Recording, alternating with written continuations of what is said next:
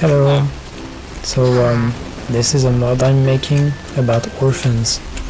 So how do you get orphans? Well, here we have a parent and here we have a child. So something funny happens when you kill the parent, is the child actually becomes an orphan. So now when I kill it, come back here, I get an orphan. What can you do with an orphan? So with the orphan you can do quite a few things. The first thing you can do is the orphan block.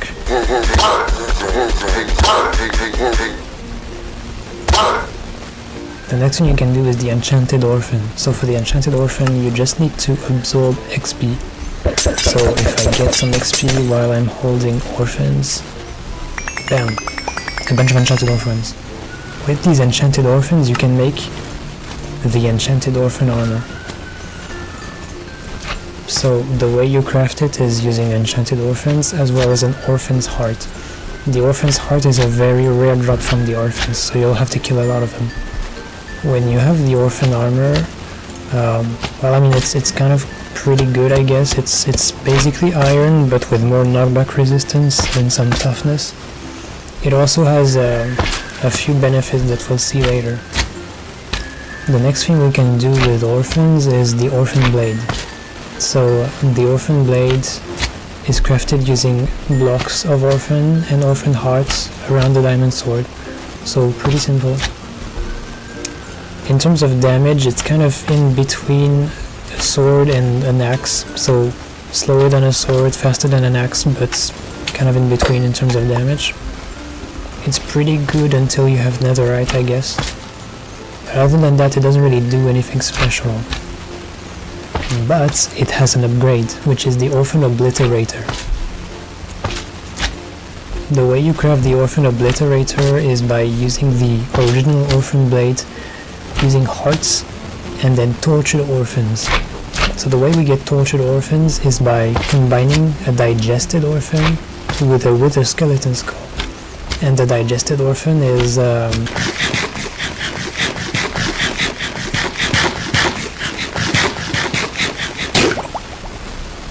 ouch. So yeah, eating an orphan is actually very painful and it actually kills you if you don't have any kind of armor. So if you have like some damage resistance you can survive, but it deals a lot of damage. But if you equip the enchanted orphan armor,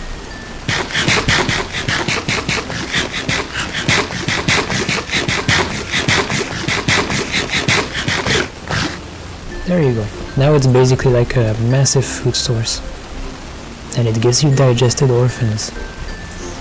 So yes, we combine them and we get the tortured orphan.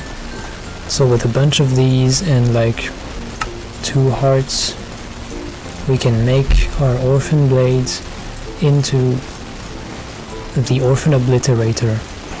So the Orphan Obliterator is the first really powerful item in the mods. It has a special ability. So first of all, it kind of does some good damage, right? But its main ability is that it's going to absorb negative effects out of you and apply it to enemies. So if I give myself like poison and I right click, you see it absorbs the effects.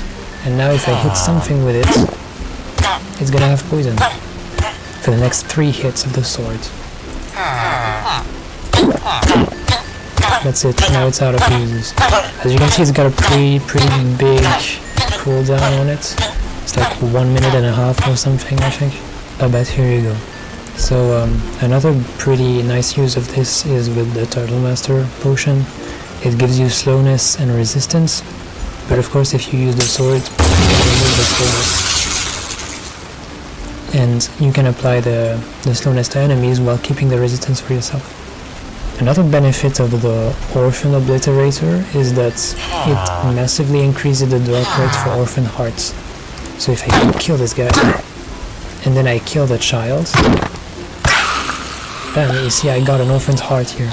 It basically makes the drop rates like 10 times better. Then the next item on the list, and the last one actually, is the Orphan's Salvation. So it is another upgrade of the original Orphan Obliterator. but it's a bit less straightforward to craft. So the Orphan Obliterator required with the skeleton skulls to craft, right? So it required you to go to the Nether. So obviously the Orphan Salvation will require you to go to the end.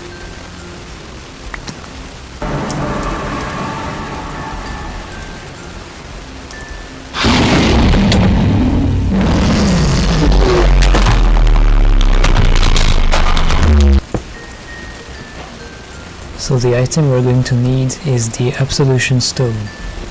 These are dropped by Undermen in the End Islands. So you do need to go like outside of the main island and into these after killing the Ender Dragon. Oh, I disabled mob spawning, right? Because I was getting spawn killed by slimes. So if you kill them, you have a 10% chance, I think, of dropping the Absolution Stone. So I got lucky there, I got one first try. It's a bit rare, and you'll need 20 of these to upgrade the Orphan Obliterator from this to the Orphan Salvation. So once you have your 20 Absolution Stones, you'll also need 20 Orphan Blocks. And the way we're gonna do this is you place the block, you place the sword, you place the Absolution Stone, and you right click. This upgraded the sword once, and you'll need to do it 20 times in a row in order to convert it. So I'm gonna do that right now.